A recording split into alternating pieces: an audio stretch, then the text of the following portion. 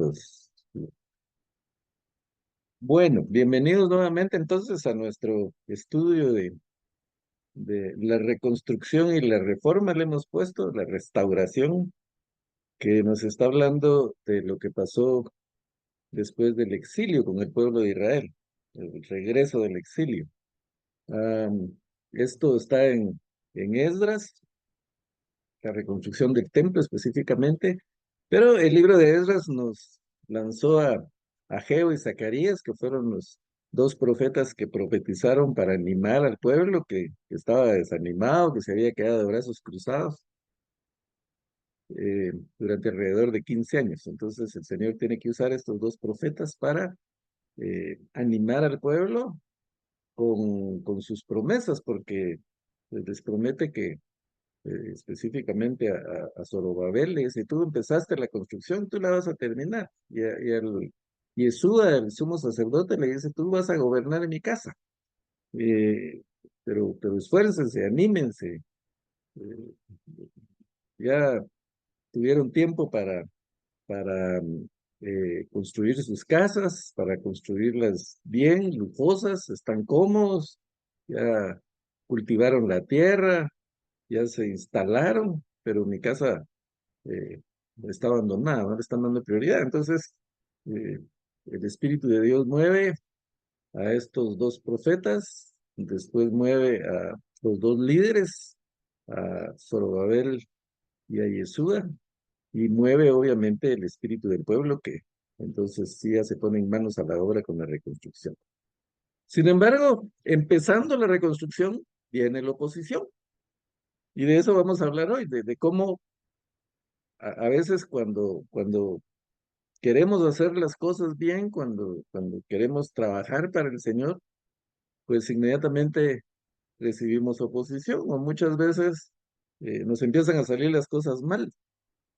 Y la pregunta es, pero si yo estoy haciendo la voluntad del Señor, yo estoy haciendo lo que Él quiere, estoy actuando bien, o estoy ayudando a mi prójimo, o estoy tratando de compartir el Evangelio, y empiezan las calamidades en mi vida, ¿verdad? Entonces, no, a veces no nos explicamos. Yo tengo un libro por aquí que habla de que por qué sufren los justos y habla mucho, por ejemplo, del caso de Job, que es un hombre recto, íntegro, ayudaba a los demás y le vinieron todas las desgracias del mundo y la pregunta es ¿por qué? ¿Por qué si estoy haciendo esto? ¿Por qué si estoy haciendo la voluntad de Dios? Las cosas me tienen que salir mal, o empiezan a venir las crisis, los problemas, las preocupaciones. Bueno, pues en la Biblia tenemos la respuesta. Y no es una respuesta eh, diciendo por qué nos pasa todo eso, sino para qué.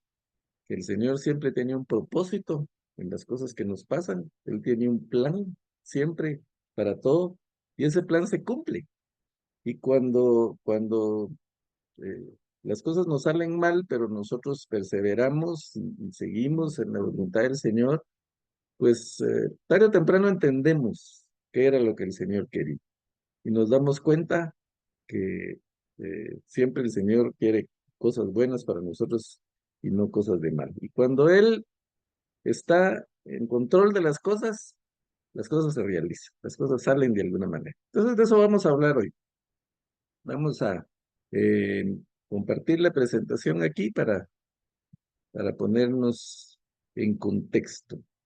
Eh, yo siempre trato de leer lo último del pasaje anterior para que así pues podamos agarrarle el hilo, como decimos, al estudio. Entonces, en el estudio anterior veíamos pues que empezaron con mucho entusiasmo a reconstruir, pero inmediatamente aparecieron los enemigos eh, de- que no querían que la obra se realizara y fueron a amedrentar a los que estaban construyendo. Estos dos eh, líderes aquí, porque eran como que gobernadores de las otras provincias, Tatnai, gobernador del otro lado del río, dice nada más, que era pues obviamente el reino del norte, toda la parte de Samaria y todo eso. Y Setar Bosnai, y sus compañeros los gobernadores, o sea que fueron varios a querer impedir la obra. Y entonces, pues les dijeron, nosotros le vamos a mandar eh, una carta al rey para que detenga esta obra, ¿verdad? Y entonces vamos a poner los nombres de ustedes, como quiénes son ustedes, cómo se llaman, quiénes son los que están ahí reconstruyendo para denunciarlos delante del rey y quién les dio la orden a ustedes. Entonces, los que estaban construyendo con mucha sabiduría les dice, nosotros somos siervos de Dios. Nuestros nombres no importan, no estamos haciendo la voluntad de Dios, estamos sirviendo a Dios y eso es lo que importa. Y, y si quieren mandar la carta, mándenla, nosotros también pues vamos a dar nuestra respuesta. Entonces, no vamos a volver a leer, ese es un resumen a grandes rasgos eh, de lo que estaba pasando. Entonces, aquí vamos a ir entonces al capítulo 6 que vamos a ver qué fue lo que contestó el rey. ¿Cuál fue el decreto del rey ante la petición de estos dos gobernadores o de los gobernadores que se oponían a la obra y que mandaron a pedirle al rey que detuviera la obra? Perdón. Entonces aquí viene el decreto de Darío. Dice, entonces el rey Darío ordenó que se investigaran los archivos donde se guardaban los tesoros de Babilonia. Y en el palacio de Ecbatana, en la provincia, o Ecbatana, en la provincia de Media, se encontró un rollo que contenía la siguiente memoria. Vemos aquí el primer aspecto interesante. Llega la carta de los gobernadores opuestos a la obra y el rey Darío la lee y entonces no da un, no da un veredicto inmediato, porque él como rey puede haber dicho, ¿qué quieren esto? Pues dice que ahí están edificando una construcción y que esa construcción es un problema, es un riesgo para la nación y entonces que usted ordene que la detenga. ¿Y qué dicen ustedes? Pues yo digo que sí, que la detengan. Bueno, entonces ordenen que la detengan. Eso pudo haber pasado, pero, pero no. El rey Darío recibe la carta y su orden es investigar. Van a los archivos y van a ver eh, dónde están todo lo que se guardaba en Babilonia. Y entonces el rey está en Babilonia. Y entonces van a buscar a los archivos y no encuentran nada. El rey no está, no hay nada aquí. Ah, bueno, entonces ahí decidan ustedes o miren ustedes qué hacen, contéstenle la carta y díganle que no encontramos los archivos y que si quieren parar la obra que la pare. Eso pudo haber sido la reacción del rey, pero todavía el rey dice, no, vayan a buscar a Ecbatana, la provincia de Medio. O tal vez pregunta, miren, y si no está aquí, ¿dónde puede estar? ¿Por qué no está ese decreto aquí? Ah, pero lo que pasa es que Ciro iba a pasar las vacaciones a Ecbatana, ahí se iba él en verano, entonces a lo mejor ahí estaba cuando emitió el decreto y ahí hay unos archivos, entonces eh, pues de repente está ahí. Bueno, vayan a Ecbatana. Hoy hubiera sido muy fácil, en esta época hubiera sido muy fácil. Bueno, llamen por teléfono a Ecbatana y digan ahí que busquen y que los manden por correo si encuentran algo, ¿va? Pero en esa época no había teléfono, no había correo electrónico, no había WhatsApp. Entonces, ¿qué es lo que tiene que hacer? Mandar a alguien a que vaya a Ecbatana, uno o dos o una comisión para que vayan a buscar eh, los archivos para ver si encuentran el decreto de Ciro. El problema es que Ecbatana estaba casi a 500 kilómetros de Babilonia, 480 dicen algunos. Y entonces estos mensajeros tuvieron que caminar 480 kilómetros, porque tampoco habían automóviles ni aviones, ¿verdad? Tuvieron que haber ido pues no sé, en caballos, en carruajes. y caminarse los 480 kilómetros.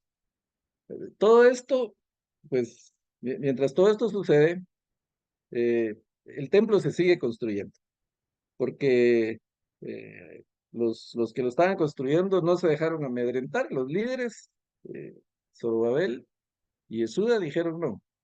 Pregúntenle al rey qué hacer, pero nosotros dijeron, "Pero aprovechemos el tiempo y sigamos construyendo". Entonces, la carta tuvo que llegar desde Jerusalén hasta Babilonia, eh, que se ha de haber tardado, no sé, 3, 4 meses para llegar por tierra. Ahora en Babilonia el rey no encuentra nada, entonces manda a sus mensajeros o a sus siervos 480 kilómetros más allá para que vayan a buscar la carta. Todo esto, pues, siguió consumiendo tiempo y la obra se seguía construyendo, seguía avanzando. Entonces, en el palacio de Ecbatana, los reyes en aquella época, pues, no tenían un solo palacio, ¿verdad? Tenían varios palacios porque eran sus casas, sus residencias. Entonces, en verano estaban en un lugar porque pues probablemente por el clima que cambiaba o lo que fuera, y pues en invierno estaban en otro lado, y así se movilizaban. Y entonces ahí en esa otra residencia, en Ecbatana, se encontró un rollo de ese que contenía la siguiente memoria. En el primer año de su reinado, el rey Ciro promulgó el siguiente edicto respecto al templo de Dios en Jerusalén: que se echen los cimientos y se reconstruye el templo, para que en él se ofrezcan holocaustos. Tendrá 60 codos, tanto de alto como de ancho, 3 hileras de piedras grandes y una de madera. Todos los gastos serán sufragados por el tesoro real. Con respecto a los utensilios de oro y plata que Nabucodonosor sacó del templo de Jerusalén y llevó a Babilonia, que los devuelvan a Jerusalén y que los pongan en el templo de Dios donde debe estar. Esto es lo que se encuentra, el rollo que se encuentra en la otra residencia, en Ecbatana. Eh, Aparentemente, el clima de este lugar permitía también que los documentos se preservaran en mejor estado. En aquella época, pues también habían los archivos que tenemos ahora, o no se podía meter la información en disco duro o en algo por el estilo, eran rollos, y entonces los rollos tenían que estar muy bien guardados y muy bien cuidados. Y el clima del lugar, pues, contribuía a que se conservaran bien o mal, dependiendo de dónde se encontrara. Pero el punto es que los encuentran. El rey Darío lee lo que ahí pasó, ve el decreto del rey, entonces toma la decisión y promulga otro decreto, su veredicto, por decirlo así. Entonces dice: el rey Darío dio la siguiente orden a Tatenai, gobernador de la provincia al oeste del río Éufrates, y a Setar Bosnai y a sus compañeros, los funcionarios de dicha provincia. O sea, estos son los opositores, los que habían mandado la carta. ¿Y qué les dice? Aléjense de Jerusalén y no estorben la obra de reconstrucción del templo de Dios. Dejen que el gobernador de la provincia de Judá y los líderes de los judíos reconstruyan el templo en su antiguo sitio. También he decidido que ustedes deben prestarles ayuda, sufragando los gastos de la reconstrucción del templo con los impuestos que la provincia al oeste del río Éufrates paga al Tesoro Real. No se tarden en pagar todos los gastos para que no se interrumpan las obras. Miren, hermanos, la providencia del Señor, porque no se puede llamar de otra manera. Estos gobernadores mandan una carta pidiendo que se suspenda la obra. Eh, como mencionábamos anteriormente, actuaron un poco con diplomacia, no como los primeros opositarios que llegaron a amenazar y a decir cosas, pero en medio de la diplomacia también iban amenazas y también eh, querían amedrentar a los que estaban construyendo. Y mandan una carta eh, diciendo, eh, pues que se suspenda la obra y con argumentos eh, que vamos a repasar aquí rápidamente. Le enviaron una carta en donde decía, al rey Darío, toda paz. Sea notorio al rey que fuimos a la provincia de Judea, a la casa del gran Dios. Eh, por lo menos están reconociendo que el Dios de Israel es el gran Dios, porque ellos tenían muchos dioses, ¿verdad? Pero este lo identifican como el gran Dios, la cual se edifica con piedras grandes y ya los maderos están puestos en las paredes y la obra se hace deprisa y prospera en sus manos. Eso es lo que les preocupa, ¿verdad? Que están haciendo rápido la construcción. Como están motivados, como el Señor ya les habló, como el Señor los motivó y les prometió, entonces, pues ahora sí están trabajando a todo vapor. Entonces preguntamos a los ancianos diciéndoles así, ¿quién os dio orden para edificar esta casa y para levantar estos muros? Y también les preguntamos sus nombres para hacértelo saber, para escribirle los nombres de los hombres que estaban en la cabeza de ellos. Ah, entonces está la respuesta de los que estaban construyendo, que dice que esta casa fue destruida porque no hicieron la voluntad de Dios, ¿verdad? Ellos reconocen que sus padres provocaron a ir a Dios, dice que por eso los entregó al rey de Babilonia y por eso lo destruyeron. Eh, pero hay un dato aquí que ah, parece que no está en esta versión. Hay otra versión de la Biblia en donde dice, es que nosotros, le dicen al rey, es que nosotros pues gracias al rey eh, tenemos alimento. La palabra o el término que usan originalmente es que nosotros eh, dependemos de la sal de la casa del rey. Y lo que eso significa es que, bueno, la sal preserva.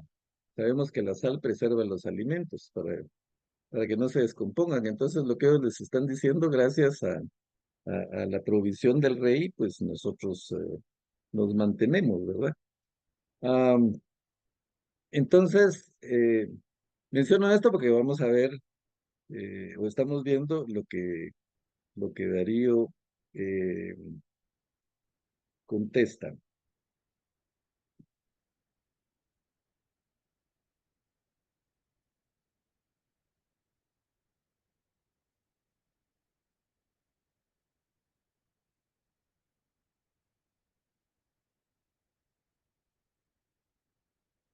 Entonces, la respuesta del rey, la respuesta de Darío, no es solo que la obra continúe. Lo primero que el rey Darío contesta es, déjenlos en paz. Eso es lo que quiere decir ahí.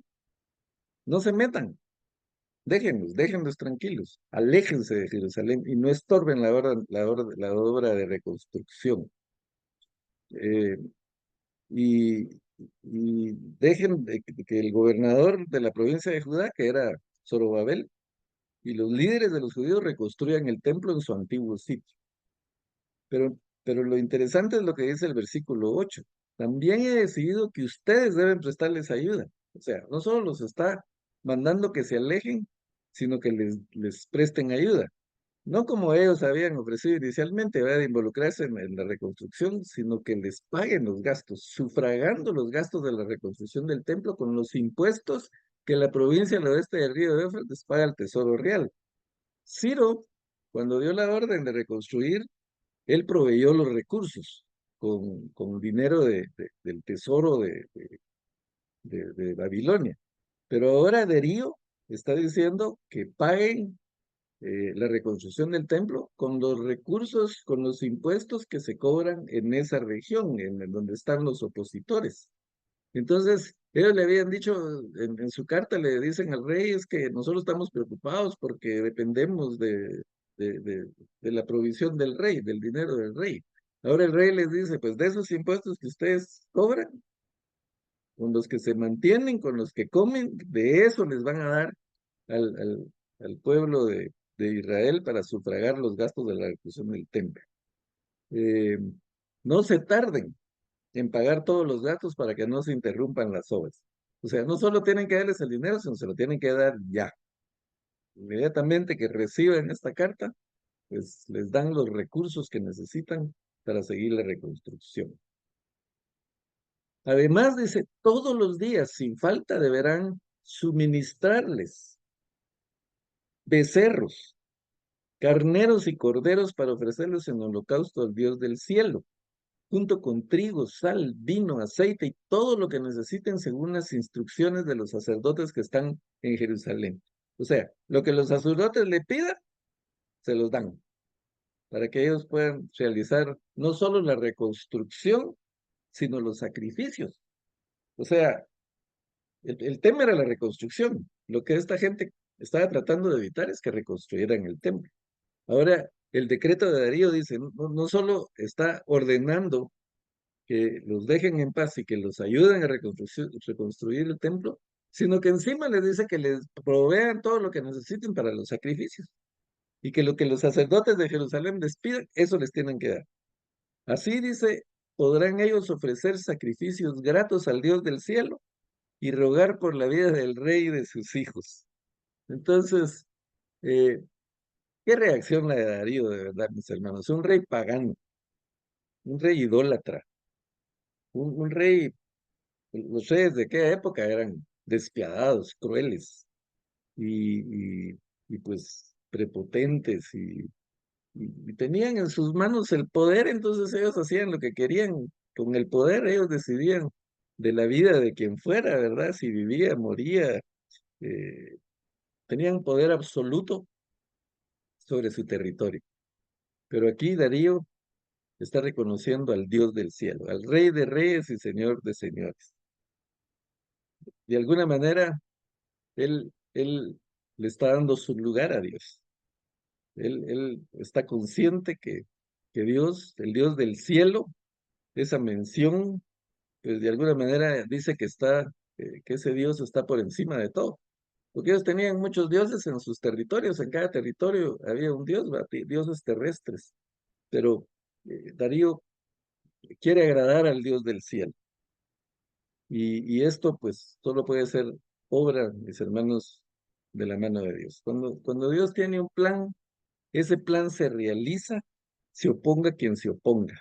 Y muchas veces puede usar a los mismos opositores para que el plan se realice, porque ¿qué hubiera pasado si estos dos, eh, que no se me quedan los nombres por lo difícil, si este tal Tatenay y el Setar Bosnay y todos los gobernadores que se oponían a la obra, ¿qué hubiera pasado si no mandan la carta a Darío? Pues entonces la reconstrucción hubiera seguido, pero con los recursos de de los hebreos que estaban reconstruyendo el templo. Pero ahora, gracias a la carta, gracias a la oposición, ahora eh, los, los constructores, los judíos, tienen recursos adicionales para poder terminar el templo. Y no pocos recursos.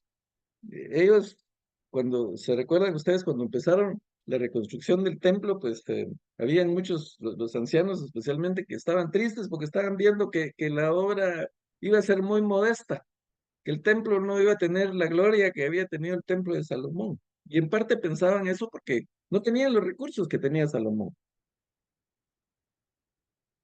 Tenían los recursos de sus propios bolsillos, de lo que habían aportado o de lo que Ciro había dado, que no se podía comparar con lo que tenía Salomón.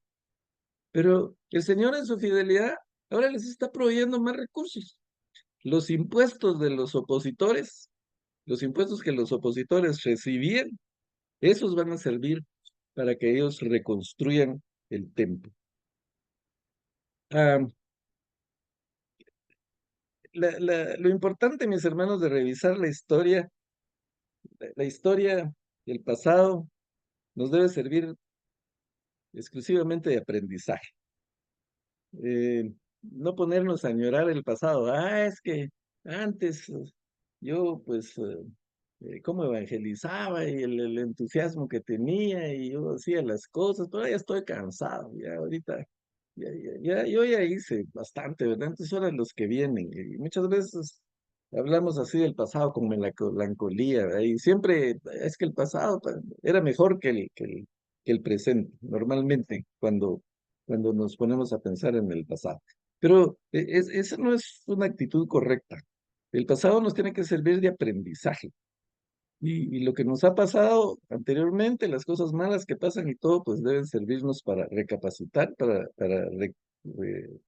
reconsiderar las cosas, para meditar, como les decían Ageo y Zacarías a los líderes en la reconstrucción del templo. Mediten en sus caminos, reflexionen, miren lo que están haciendo, tienen abandonada la casa del Señor, no están trabajando en lo que tienen que trabajar.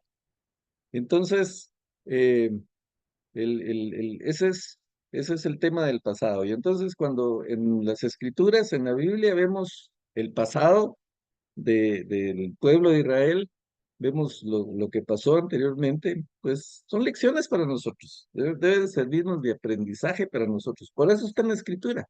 Por eso está ahí, para que nosotros aprendamos. ¿Y qué aprendemos de esto, mis hermanos?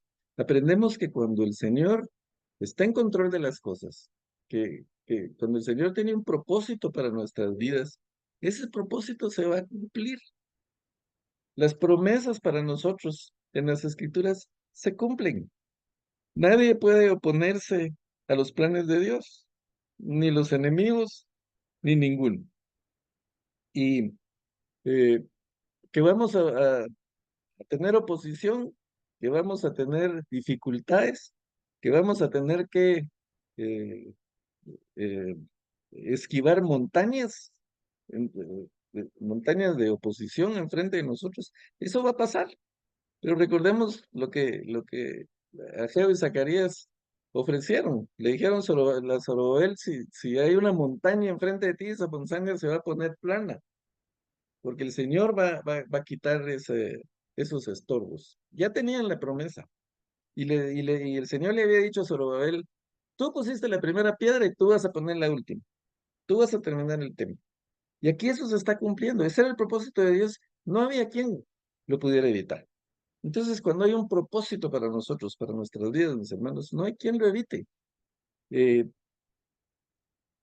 Va a haber oposición, pero como leemos en las Escrituras, en lo que Pablo dice a los romanos, en el capítulo 8, que es un pasaje de los más conocidos, ¿verdad? Y que muchas veces usamos y tal vez no lo entendemos correctamente. Dice, sabemos que a los que aman a Dios, todas las cosas les ayudan a bien. Esto es a los que conforme a su propósito son llamados. Y pues nosotros pensamos, bueno, haga lo que haga, va, si está en la voluntad del Señor, me va a salir bien. No, aquí no dice que las cosas van a salir bien siempre.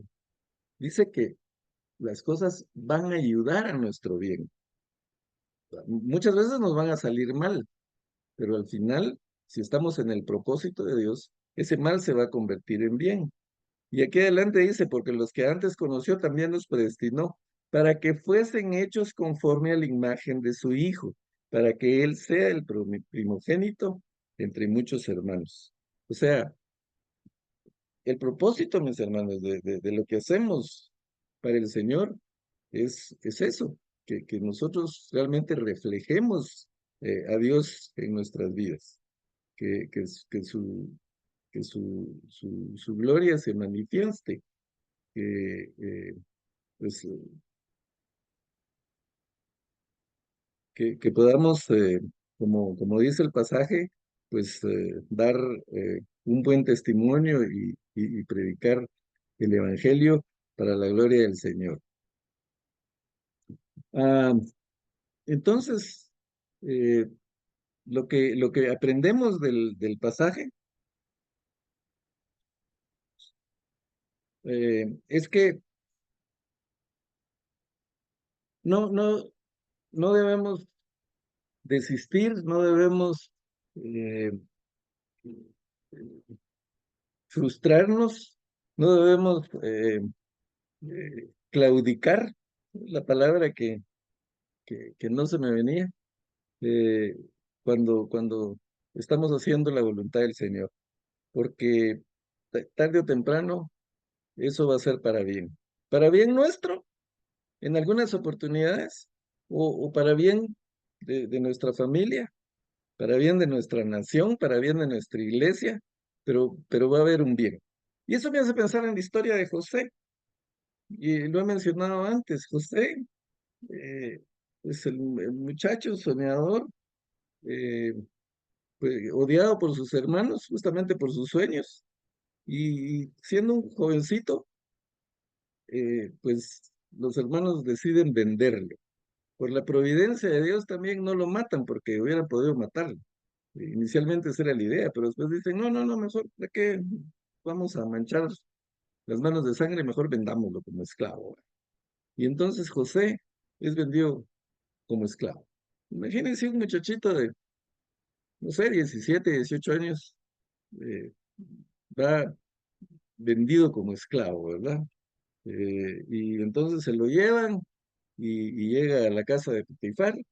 Ahí pues empieza a hacer el trabajo duro de la casa, pues porque los esclavos les tocaba hacer eh, todas las cosas difíciles que había que hacer. Me imagino que había mucho trabajo ahí, limpiando, construyendo tal vez, qué sé yo, administrando la casa. Y José hace las cosas bien y hace su trabajo con responsabilidad, es fiel a su dueño, ¿verdad? Porque de ahí no era su patrón, sino era su dueño, el de Potifar. ¿Y qué pasa? Y viene la esposa y José le gusta y entonces empieza a tratar de seducirlo y José, temeroso de Dios, huye de eso, evita eso. ¿Y qué pasa? Pues la esposa lo calumnia y va a la cárcel. Miren esto, José haciendo todo bien, todo de acuerdo a la voluntad del Señor, y todo le está saliendo mal. Y sin embargo la Biblia dice, y Jehová estaba con José. Y José pudo haber dicho, Señor, yo estoy haciendo las cosas bien, ¿por qué todo me sale mal? O sea, no entiendo. Y va a la cárcel y está ahí preso y después interpreta el sueño del copero y el panadero y le dice al copero, cuando salgas, por favor, háblale al rey para que me saque de aquí. El copero, una vez afuera, pasan 3 años y se le olvida. Hasta que el rey tiene un sueño y se necesita interpretarlo, entonces van y sacan a José. Pero al final de cuentas, todo eso era parte del plan de Dios. ¿Y cuál era el plan de Dios? Que José llegara a ser la persona más importante en Egipto después de Faraón. Solo el Faraón mandaba más que él. Entonces, pues conocemos la historia. Cuando hay hambre, cuando hay hambruna, los hermanos de José tienen que ir al Faraón a comprar alimento, a comprar grano, y quien los atiende es nada más y nada menos que su hermano, José, el que había vendido como esclavo. Al principio no lo identifica, pero José al final no aguanta, ¿verdad? Y tiene que revelarse a ellos que él es su hermano. Pongámonos en los zapatos de los hermanos. Cuando el otro les dice quién es y que él es el rey, lo primero que piensan, ahorita este nos va a mandar a cortar la cabeza. Y nos lo merecemos, pues, por lo que hicimos con él. Ahí se arrepienten seguramente de todo lo que hicieron con José. Y al ver que él es el hombre de mayor poder en Egipto, pues lo primero que han de haber pensado es, ahora sí, lo menos que va a hacer es meternos al calabozo y tenernos allá pan y agua. Pero José les dice, no, tranquilos, no se preocupen. Ustedes quisieron hacer un mal, pero el Señor usó eso para bien, para salvar vidas, les dice José. Y es lo que pasó. Toda la tragedia que José sufrió era porque Dios tenía el plan de preservar a los judíos en Egipto, para que ahí se multiplicaran. Egipto fue como una incubadora para ellos. Ahí se multiplicaron y se volvieron un pueblo poderoso. Más de 1 millón de personas salieron de Egipto con Moisés. Y los que entraron fue la familia de José. Él, sus hermanos y las esposas de los hermanos y los nietos de Jacob. Entonces, el Señor usó todo lo malo que le había pasado a José para bien. Y eso pasa con nosotros. Por eso dice Pablo, los que aman a Dios, todas las cosas les ayudan a bien. Eh, porque el propósito es que reflejemos la imagen de su Hijo, la imagen de Jesucristo. Eso es lo que, el propósito que tenemos nosotros, mis hermanos. Entonces, esta historia es un modelo para nosotros, es un ejemplo para nosotros, para que aprendamos de la historia de Israel, para que aprendamos de la relación de Dios con su pueblo y para que entendamos que eso, eh, pues, es la actitud que nosotros debemos tomar, son las promesas que nosotros debemos tomar, es la experiencia que nosotros debemos tomar. Las cosas no siempre nos van a salir bien, muchas veces nos van a salir mal, pero el Señor tiene un plan y ese plan es para bien. Así que si estamos desinflados, si estamos frustrados, si muchas veces pensamos, pero Señor, ¿por qué? ¿Por qué no me salen las cosas bien? ¿Por qué se entorpece esto? ¿Por qué en la misma iglesia tengo oposición? ¿Por qué muchas veces los mismos hermanos se oponen a lo que yo quiero hacer?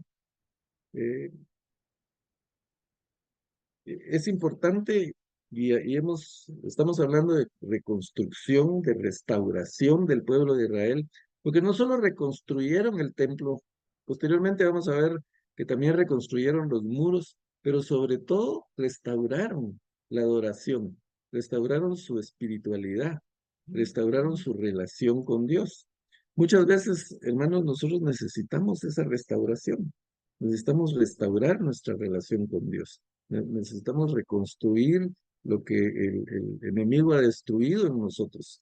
Y cuando trabajamos en esa restauración, el enemigo se va a oponer y va a venir, van a venir crisis, van a venir problemas, pero recordemos las promesas de Dios. Como Zorobabel seguramente recordaba lo que el Señor le había dicho por medio de los profetas. Tú pusiste la primera piedra, tú vas a terminar. Entonces eso lo ayudaba a no desistir en la obra y vemos cómo el mal que le quisieron hacer los opositores se convirtió en bien para ellos, se convirtió en ayuda para ellos, ayuda económica y ayuda material también en cuanto a la provisión de todos los animales para el sacrificio. Porque dice aquí además, todos los días sin falta deberán suministrarle becerros, carneros y corderos para ofrecerlos en el holocausto al Dios del cielo, junto con trigo, sal, vino y aceite, y todo lo que necesiten, según las instrucciones de los sacerdotes que están en Jerusalén. Así podrán ellos ofrecer sacrificios gratos al Dios del cielo. Miren cuántas veces Darío menciona al Dios del cielo. Y rogar por la vida del rey y de sus hijos. O sea, eh, eh, Darío, como dijimos, un rey pagano, vemos que es un rey con temor de Dios, algo que muchas veces los mismos cristianos no tenemos. Este rey tiene temor de Dios y a tal grado llega el temor que les dice, oren por mí, denles todo lo que necesitan y oren por mí, por mi vida y por la vida de mis hijos. Qué impresionante, la verdad. He determinado asimismo que a quien desobedezca esa orden sea empalado en una viga sacada de su propia casa y le derrumben la casa. Que el Dios que decidió poner su nombre ahí derribe a cualquier rey o nación que intente modificar este decreto o destruir ese templo de Dios en Jerusalén. Yo, Darío, promulgo ese decreto, publíquese y cúmplase al pie de la letra. Darío es el rey, y sin embargo él dice que quien desobedezca esa orden, así sea rey,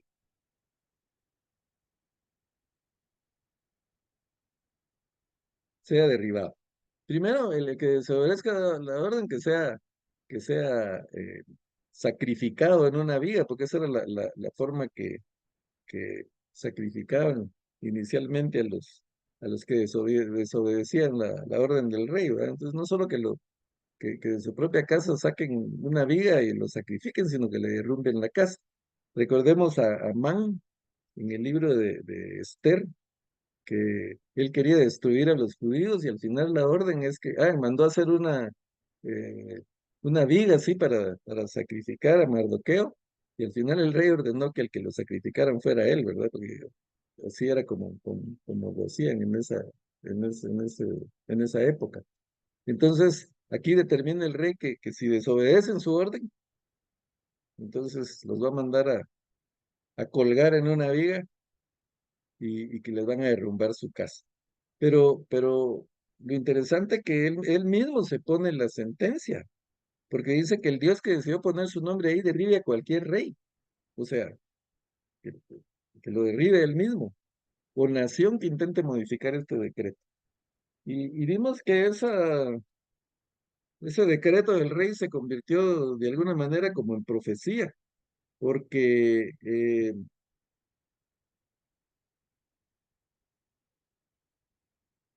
Antíoco Epífanes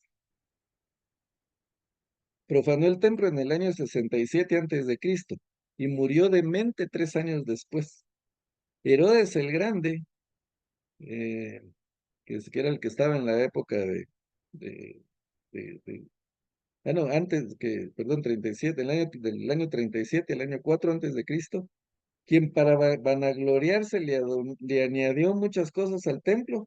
Dice, luego enfrentó problemas familiares, perdón, y murió enfermo. Y los romanos que destruyeron el templo en el 70 después de Cristo, luego su gran imperio cayó. Un decreto del rey que prácticamente se convirtió en profecía y todo porque el Señor convirtió la oposición en bien. En la próxima semana vamos a ver cómo se termina la reconstrucción del templo, el júbilo y la alegría que eso provocó, pero no me quiero adelantar a los acontecimientos. Eh, lo que, lo que es importante que sepamos es que los planes del Señor se cumplen y que lo que Él empieza, como dice Filipenses 1:6, estando persuadido de esto, dice Pablo, que el que comenzó en vosotros la buena obra, la perfeccionará hasta el día de Jesucristo. Como me es justo sentir esto de todos vosotros, por cuanto os tengo en el corazón y en mis prisiones y en la defensa y confirmación del Evangelio, todos vosotros sois participantes conmigo de la gracia, porque Dios me es testigo de cómo os amó a todos vosotros cómo os amo a todos vosotros con el entrañable amor de Jesucristo. Entonces, eh, el Señor que empieza la obra en nosotros, mis hermanos, Él la va a terminar. Como dice Pablo, el que empezó la buena obra, la perfeccionará, dice, hasta el día de Jesucristo. Ah, esto es esta es una enseñanza, mis hermanos, para los tiempos de problemas, para los tiempos de crisis, para los tiempos de desánimo nuestro, que tarde o temprano llega. Siempre hay momentos en nuestra vida que decimos, no, tanto que trabajo y esto no tiene resultado. No veo beneficios en esto. Eh, no es así la cosa, mis hermanos.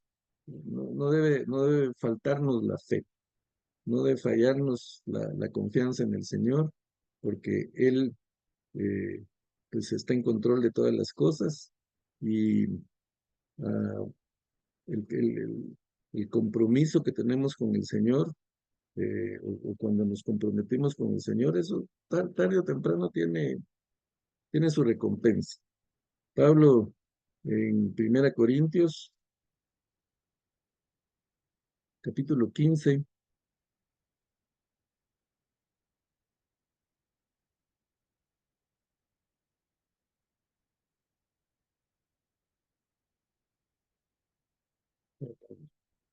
vamos a ver la cita aquí, 1 Corintios, así, capítulo 15 y versículo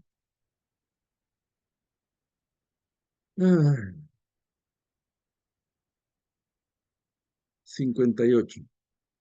Así que, hermanos míos, amados, estad firmes y constantes, creciendo en la obra del Señor siempre, sabiendo que vuestro trabajo en el Señor no es en vano. Nuestro trabajo, mis hermanos, aunque nos cueste, aunque sea difícil, aunque no le veamos resultados, eh, pensemos en algún momento que no está sirviendo de nada, el Señor nos dice ahí, ese trabajo no es en vano. Y de eso tenemos que estar seguros.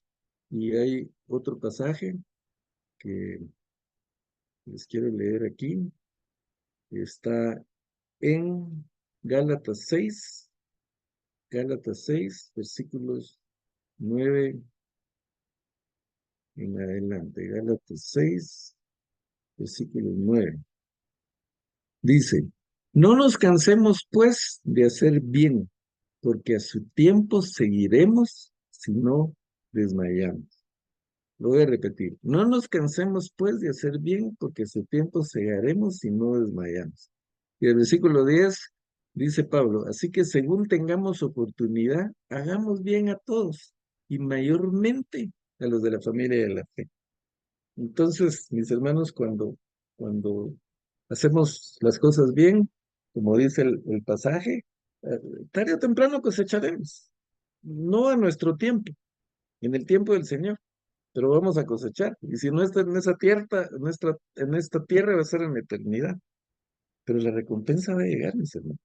Y no se trata de que trabajemos por obtener una recompensa, sino simplemente trabajemos con fe, con compromiso y con agradecimiento por lo que el Señor ha hecho por nosotros, por de dónde nos sacó el Señor. Entonces, es importante entender esto, es importante creer las promesas del Señor que están en las Escrituras. Porque si no creemos las promesas del Señor, entonces sí, ahí sí vamos a estar frustrados y debilitados, y vamos a querer seguir luchando por nuestras propias fuerzas y no vamos a poder. Porque recordemos lo que vimos que dijo Zacarías, o Dios por medio de Zacarías. No es con tus fuerzas, no es con tu esfuerzo. Bueno, el esfuerzo es importante, pues, pero no es con tus propias fuerzas, sino con el espíritu del Señor. Con mi espíritu es que vas a lograr las cosas. No necesitas un ejército, no necesitas espadas, no necesitas un batallón de gente. Es con mi Santo Espíritu que vas a poder hacer las cosas bien. Así que, según tengamos oportunidad y hagamos bien a todos, y mayormente a los de la familia de la fe. Yo creo que eh, es importante tener en cuenta que nuestros hermanos de la iglesia necesitan que los apoyemos, necesitan que los sirvamos. Y ese trabajo agrada al Señor. Por supuesto, agrada que sirvamos a todos, pero según el criterio de Pablo, mayormente, dice, a la de la familia de la fe. Nuestra principal función es con nuestros hermanos, de nuestra misma fe. Eh, No exclusivamente con ellos, pero principalmente con ellos. Recordemos lo que el Señor dijo, amarás a tu prójimo como a ti mismo. Y la palabra prójimo es próximo. Los primeros que tenemos que amar es a los que están más cerca de nosotros, a nuestro círculo de influencia. Ahí es donde podemos dar testimonio, ahí es donde podemos manifestar nuestro amor en nuestra casa, nuestra familia, gobernando bien nuestra casa para que podamos trabajar en la iglesia del Señor. Eh, entonces, no nos cansemos de hacer el bien. Las cosas no salen bien, no importa, sigamos haciendo las cosas bien. Porque si las cosas no nos salen bien, haciendo las cosas bien, calculen si las hacemos mal. Entonces ahí sí nos van a salir mal, pero va a ser nuestro merecido. O a lo mejor haciendo las cosas mal, nos sale algo bien, pero eso no va a ayudar a bien, sino que tarde o temprano va a tener resultados negativos. Así que, pues, esta es la enseñanza que la palabra del Señor tiene para nosotros, mis hermanos, en esta noche. Son eh, partes de las Sagradas Escrituras que tienen como propósito eh, enseñarnos que el Señor está con nosotros, que Él está en control de todas las cosas, que Él no nos abandona. Jesucristo les dijo a sus discípulos, yo estaré con ustedes todos los días hasta el fin del mundo. Así que el Señor está con nosotros, el Espíritu del Señor está con nosotros, Él es el que nos da poder, pero está de nuestra parte no desmayar, no claudicar, no echarnos para atrás, no decepcionarnos, no renegar, porque las cosas nos salen mal, no renegar porque tenemos problemas, porque el Señor está realizando su plan a través de nosotros. Y si nosotros no hacemos su plan o no cumplimos con su plan, pues va a usar a gente que ni nos imaginamos, a lo mejor hasta gente que no es cristiana, como usó a Ciro, como usó a Darío. Eh, Ciro dijimos que probablemente no, la escritura no dice eso, es una posibilidad. Probablemente conoció la profecía de Isaías. Isaías profetizó que Ciro iba a devolver al pueblo de la cautividad muchos años antes. Entonces hay una posibilidad, quienes dicen que probablemente Daniel, que trabajaba con Ciro, le enseñó el rollo de Isaías o le enseñó la profecía de Isaías a Ciro, y entonces por eso Ciro eh, pues decidió liberar a los cautivos. Esa es una posibilidad, sin embargo, haya sido así o no, o sea que Darío conocía la profecía o no, lo que la Biblia dice, lo que sí está claro es que el Espíritu de Dios movió a Ciro para que Ciro devolviera a los expatriados. Y entonces imagínense ustedes a los expatriados en la tierra prometida. Eh, Vamos a ver la semana entrante que celebraron la Pascua, después de que terminaron la construcción del templo. No me quería adelantar, pero solo les doy este anticipo. Celebraron la Pascua. ¿Y qué celebraban en la Pascua? Celebraban la liberación de Egipto. Y que el Señor los había liberado de Egipto y los había llevado a la tierra prometida. Ahora ellos están en la tierra prometida, liberados de Babilonia, liberados del exilio en Babilonia, pero no tienen templo, están construyendo su templo. Y entonces vemos cómo la mano de Dios y la provisión de Dios está con ellos, y Dios usa las estrategias del enemigo para bloquear la construcción del templo, las usa a favor de ellos, para que el templo se construya aún más rápido. Así que cuando estamos en la voluntad del Señor, las cosas van a salir bien, nos va a sorprender, como seguramente les sorprendió a ellos el decreto de Darío. Pero yo creo que a los que más les sorprendió fue a los enemigos, ¿verdad? Me imagino cuando recibieron la carta del rey, bueno, ya vino la resolución del rey, ahora sí vamos a poder detener a estos y no van a poder seguir su obra. Y empiezan a leer y empiezan a ver que lo que hay ahí es instrucciones para que ellos mismos sean los que aporten y colaboren con el Señor. Entonces, mis hermanos, el Señor está con nosotros. Y si Él está con nosotros, ¿quién contra nosotros? Y lo que falta es que nosotros tomemos acción, que nos sigamos esforzando, que seamos valientes, que no temamos ni desmayemos, como le dijo el Señor a Josué, porque Él está con nosotros. Muy bien, llegamos a la hora.